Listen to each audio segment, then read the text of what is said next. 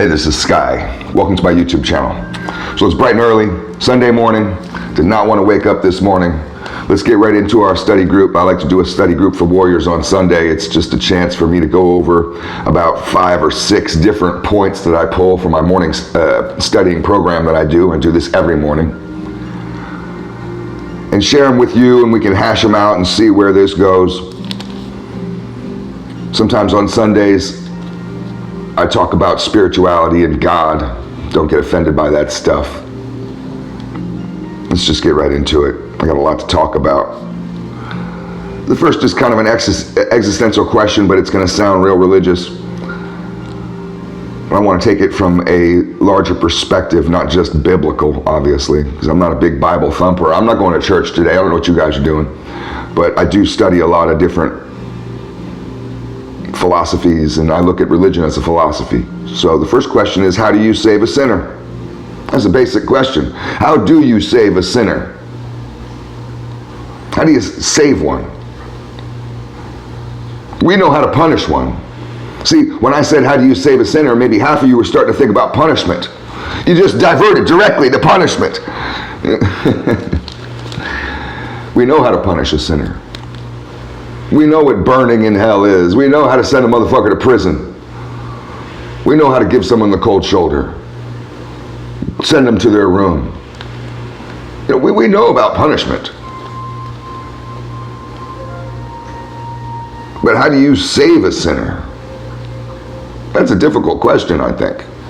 Somebody who's just fucked up, who's breaking all the rules. What's a sin? You know, forget about the word sin. It sounds so religious. You know, just an old-timey way to say, you know, rules. Sins are rules that are broken, right? So how do you deal with somebody who's broken the rules? Maybe they've broken a big one. They've really hurt your feelings. Or they've hurt everybody's feelings. They really have hurt the family. Maybe they've hurt the community.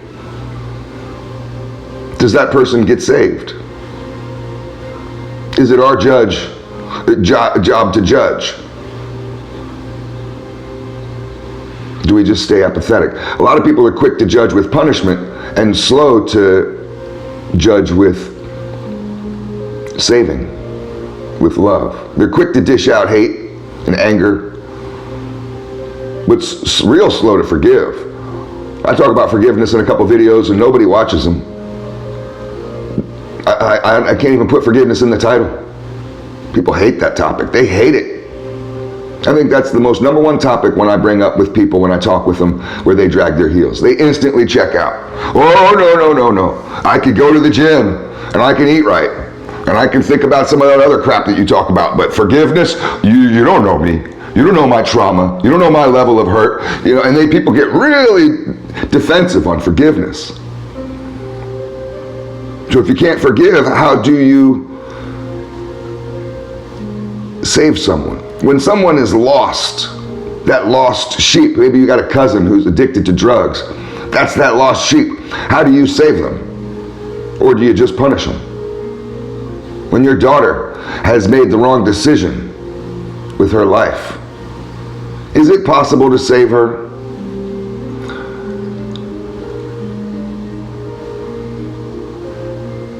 One way of saving people is that you stoop with them.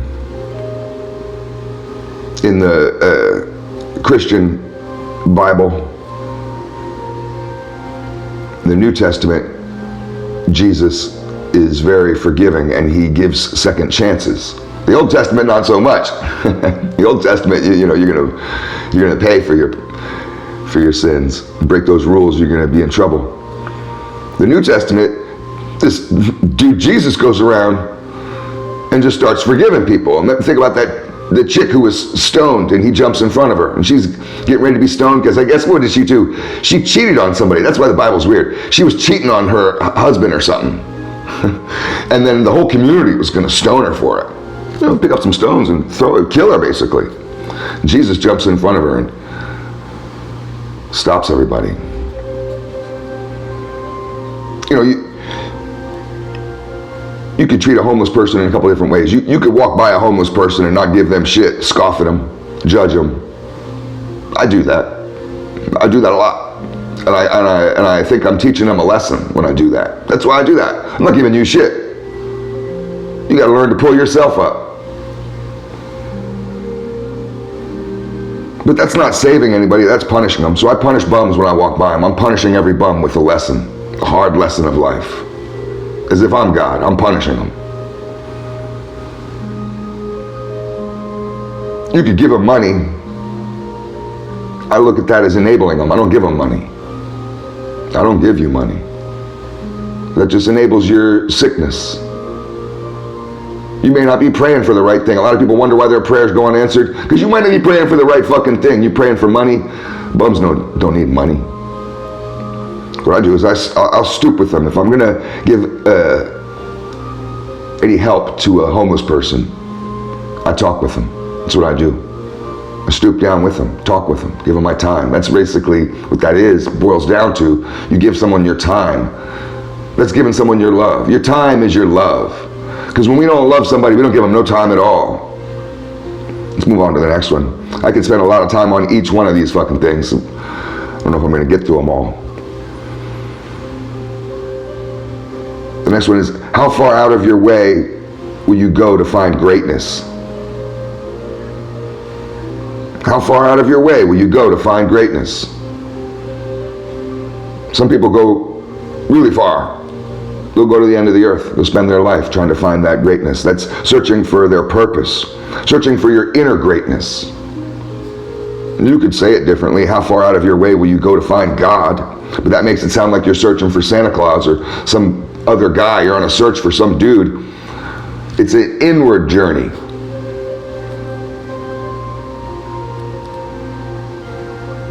Some people really don't go very far. They're lost in superficialities.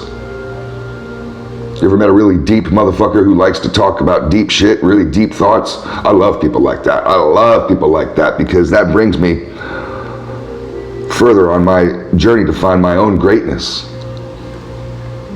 When I'm around great motherfuckers, that inspires me to also be great. Let's move on to the next one just for time constraints. Sometimes no answer is an answer. Sometimes no answer is an answer, and we all know that in arguments. Sometimes you might just be annoyed with somebody and they're asking you questions and you're gonna stonewall them. I'm not saying shit, because if I say anything, oh, you're not gonna like it. It's gonna be mean. And sometimes that's your answer. Someone can ask you such a stupid question where you can't even say anything back. It's just, you get an eye roll. That's all you get. Oh, come on. You know, that's not, I'm not even gonna dignify that shit with an answer. Well, a lot of people ask this question when they go to pray. Christians ask it. They have this fallen angel kind of syndrome in Christianity amongst the followers, where you pray and pray and pray. This is why a lot of people fall away from the churches, or from being religious, and your prayers don't get answered. Not a single prayer I've ever prayed has ever been answered, so fuck this book. But you may be badgering somebody with some annoying nonsense, just like your kid does to you sometimes, or your girlfriend does to you sometimes, or one of your buddies. And it's not even worth answering. The whole time they're running their fucking mouth and you're just like, man, I'm not gonna say nothing.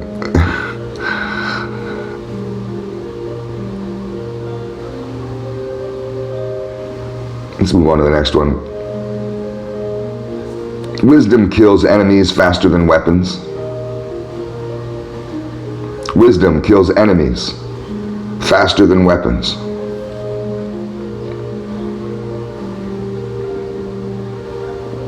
We can turn our enemies into our friends through knowledge.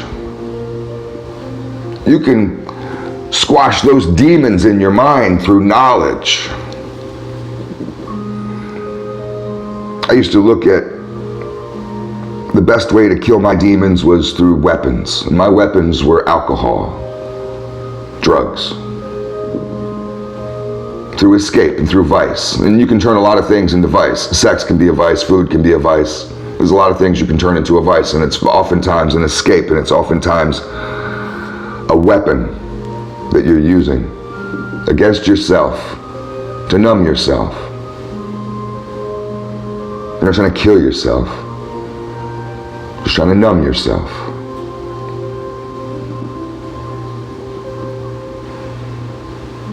But you don't need to numb yourself if you fill yourself with wisdom. The wisdom that you find, that you realize, because I think wisdom is realized. It's something, you study and you study and you have realizations. And you realize wisdom, it kills those demons. They dissipate, they just, with each realization, a demon will just disappear. That's how you make your demons disappear, is through the pursuit of wisdom. Let's go to the next one. I just wrote this down because I thought it was cool. I'm not by myself. I've felt often alone a lot of my life, and people have rejected me, family, loved ones, friends. I've been just alone in this world for a long time. But I realized that with that inner search, and you find that inner connection, that once you find a connection inward, you become whole. And this thing that people call loneliness falls away. There is no loneliness anymore when you found a connection to yourself. That people that are lonely have no connection to themselves. That's what that is. That's exactly what that is. We'll go on to the next one and then we'll be done. I always liked the saying, I once was lost, but now I'm found. The idea of the lost sheep. There's a story in the Bible, I believe it's in that chapter, Luke, because they have different names, about Jesus who goes to find his sheep. And he leaves the herd of 99 just to go and find the one, which is a powerful image just in itself. And when he finds it, he doesn't beat it. He doesn't beat the lost sheep once he's found it. Oh, there you are, you motherfucker. Get your fucking ass over here. Grab it by the thing, shake it around, slap it around. You don't ever leave me again. Jesus didn't roll like that. He probably could have if he wanted to be. Instead, when he finds the sheep, he embraces it and rejoices with it, celebrates, brings it back to the 99 and wants to party.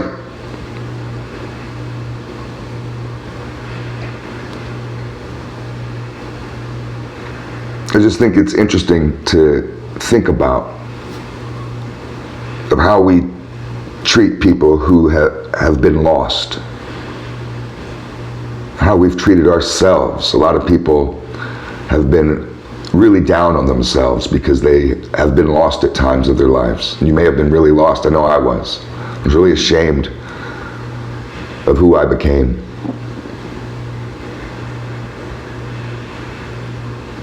But don't beat yourself up once you've made that connection. Once you've made that sighting. Oh, there he goes. You don't run over and start slapping yourself around. You don't beat yourself up over a past failure. You just give yourself a hug, laugh, and enjoy and rejoice that you've reconnected all the pieces to a whole. Because that's what it's all about, right? Being a whole person. That's how we level up. Food for thought. Have a happy Sunday.